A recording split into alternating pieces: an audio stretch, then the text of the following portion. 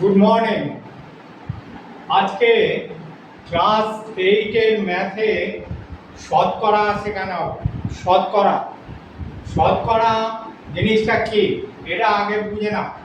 কোনো সংখ্যা অপর একটি সংখ্যার 100 ভাগের যত অংশ সেটি হলো প্রথম সংখ্যাটি দ্বিতীয় সংখ্যাটির সাপেক্ষে শতকরা হার। ঠিক আছে? শতকরায় প্রতীককে এইরকম চিহ্ন, একটা এরকম লাইন টেনে দুদিকে দুটো বিন্দু দিয়ে চিহ্ন দ্বারা প্রকাশ করা হয়। ঠিক আছে? এইবার 1 নম্বরে দেখো 10%, এটাকে বলে পার্সেন্ট। তাহলে 10% এর অর্থ হলো 100 এর মধ্যে 10, 100 এর মধ্যে 10, অর্থাৎ 10% সমান 10/100 বা 1/10। ঠিক আছে? 10/100। তাহলে 2 নম্বরে দেখো x এর y এর সাপেক্ষে শতকরা হার কত? x এর y এর সাপেক্ষে শতকরা হার হচ্ছে x/y ইনটু 100, x/y ইনটু 100। যেমন একটা অঙ্ক উদাহরণে দেখো, উদাহরণ দিয়ে বলা যায় 2.25 টাকা, 5 টাকার শতকরা কত? তোমাদের বই আছে, দেখে নেবে। 2.25 টাকা, 5 টাকার শতকরা কত? উত্তরটা লিখবে এইভাবে, শতকরা কত?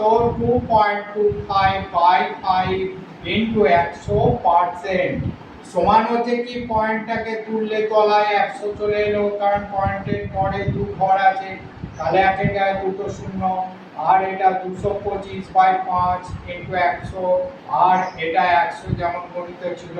এবার এই 100 উপর নিচে কেটে গেল, 5 দিয়ে 225 কে কাটলে হলো 45, সমান হলো 45%।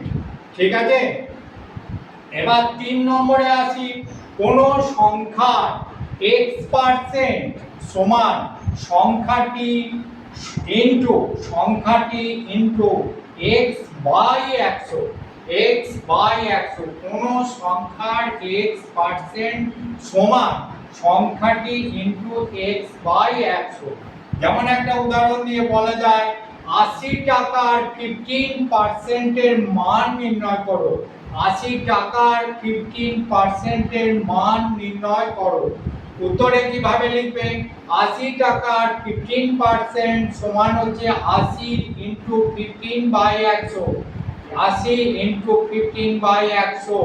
তাহলে এই 0 0 কেটে গেল, এখানে 3 5 15, 5 দুগুণে 10, 2 দিয়ে 8 কে কাটলে 4, সমান হলো 3 4 12 টাকা। ঠিক আছে? এবার দেখো এইটা, কোন সংখ্যার x% সমান y হলে সংখ্যাটি সমান y ইনটু 100/x। কোন সংখ্যার x% সমান y হলে সংখ্যাটি সমান y ইনটু x বা 100/x। উত্তরে দেখো, আচ্ছা প্রশ্ন একটা দেখে নাও, যেমন হচ্ছে কোন সংখ্যার 60% সমান 120 টাকা হলে সংখ্যাটি কত? তাহলে উত্তরে লিখবে সংখ্যাটি সমান হচ্ছে এই 120টা আগে ইনটু 100/60, 100/60। এবার কাটাকাটি করলে হচ্ছে 60 দুগুণে 60 দুগুণে 120, 60 দুগুণে 120, তাহলে 2 ইনটু 100 সমান 200 টাকা। ঠিক আছে?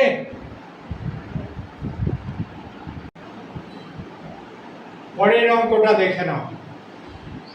পরে 1 নম্বর দামের অঙ্কটা হচ্ছে 14,000 টাকা দামের একটি টিভির দাম 8% হ্রাসের পর দাম ড্যাশ টাকা হয়, ড্যাশ টাকা হবে। তাহলে এই শূন্যস্থানে কত বসবে? কিভাবে করবে দেখে নাও উত্তরটা। 14,000 টাকার 8% সমান হচ্ছে 14,000 ইন্টু 8/100 সমান হচ্ছে 1120 বা 1120 টাকা। অতএব হ্রাসের পর দাম হবে 14,000 মাইনাস 1120 সমান হলো 12,880 টাকা। শূন্য শূন্য হয়ে গেল। এবার হচ্ছে 2 কত দিতে 10, 8 দিতে 10, 1 1 2, 2 কত দিতে 10, 8 দিতে 10, 1 কত দিতে 8 দিতে 10, 1 1 2, 8 2 কত দিতে 4, 2 দিতে 4 আর 1 আর 1 বসে গেল। তাহলে হচ্ছে 1 2 3 4, 1 2 3 4, ঠিক আছে। আচ্ছা, তাহলে হলো 12,880 টাকা। এবার দেখো 2 এর অঙ্কটা। এক ব্যক্তির মাসিক বেতন 8% বৃদ্ধি পেয়ে 6,480 টাকা হলে ওই ব্যক্তির পূর্বের বেতন কত ছিল? এক ব্যক্তি মাসিক বেতন 8% বৃদ্ধি পেয়ে 6,480 টাকা হলে ওই ব্যক্তির পূর্বের বেতন কত ছিল? উত্তরটা কিভাবে হবে দেখে নাও। প্রাথমিক বেতন 100 টাকা হলে, ধরি প্রাথমিক বেতন 100 টাকা হলে 8% বৃদ্ধির পর বেতন হয় 100 প্লাস 8 সমান হচ্ছে 108 টাকা। সমান হলো কত? 108 টাকা। পরের বেতন 108 টাকা হলে পূর্বের বেতন কত ছিল? 100 টাকা। ঠিক আছে। এবার পরের বেতন 1 টাকা হলে পূর্বের বেতন 100/8 ঐকিক নিয়মে। আর পরের বেতন 6,480 টাকা হলে পূর্বের বেতন 100/108 ইন্টু 6,480। তাহলে 108 দিয়ে এটাকে কাটাকাটি করলে এটা 60 হলো। 60 মানে এটা হলো 6,000 টাকা। ঠিক আছে। এবার 3 নম্বর অঙ্কটা দেখে নাও। এক ব্যক্তির বেতন পরপর 10% ও 20% বৃদ্ধি হলে মোটের ওপর শতকরা বৃদ্ধির হার নির্ণয় করো। তাহলে কবার বৃদ্ধি পেয়েছে? দুবার বৃদ্ধি পেয়েছে, একবার 10% আর একবার 20%। ঠিক আছে। উত্তরটা কিভাবে আসবে দেখে নাও। ধরা যাক ওই ব্যক্তির প্রাথমিক বেতন 100 টাকা। প্রাথমিক বেতন 100 টাকা। 10% বৃদ্ধির পর বেতন হচ্ছে কত? 100 প্লাস 100 ইন্টু 10/100 সমান হলো 100 প্লাস 10 সমান 110 টাকা। 10% বৃদ্ধির পর বেতন হলো 110 টাকা। আবার 20% বৃদ্ধির পর বেতন কত দাঁড়াবে? বেতন সমান হচ্ছে 110 প্লাস 110 ইন্টু 20/100 সমান হচ্ছে 110 প্লাস 22। এটা কাটাকাটি করলে 22 হবে। ঠিক আছে।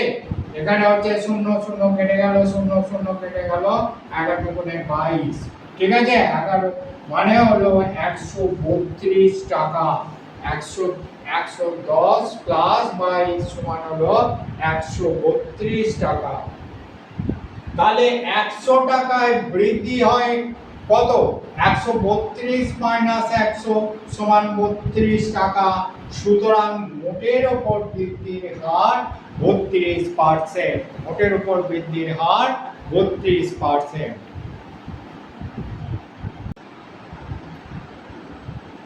এর পরের প্রশ্ন, একটি বস্তুর দাম প্রথমে 30% বাড়লো ও তারপর 30% কমলে বস্তুটির দামের কি পরিবর্তন হলো নির্ণয় করো। ঠিক আছে। তা কিভাবে উত্তরটা লিখতে হবে দেখে নাও। ধরি বস্তুটির প্রাথমিক দাম 100 টাকা। ধরি বস্তুটির প্রাথমিক দাম 100 টাকা। 30% বাড়ার পর দাম হলো 100 প্লাস 100 ইন্টু 30/100, অর্থাৎ 100 প্লাস 30 টাকা সমান হলো 130 টাকা।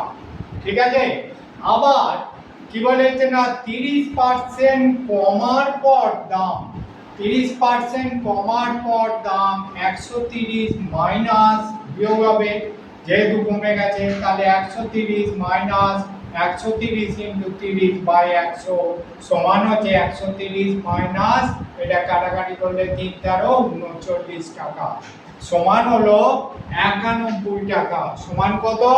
91 টাকা। 100 টাকার বস্তুটির দাম তাহলে কমলো কত? 100 মাইনাস 91 সমান হলো 9 টাকা। ঠিক আছে, অতএব বস্তুটির দাম 9% কমলো, বস্তুটির দাম 9% কমলো। ঠিক আছে, এবার হলো 5-এর দাগের অঙ্কটা।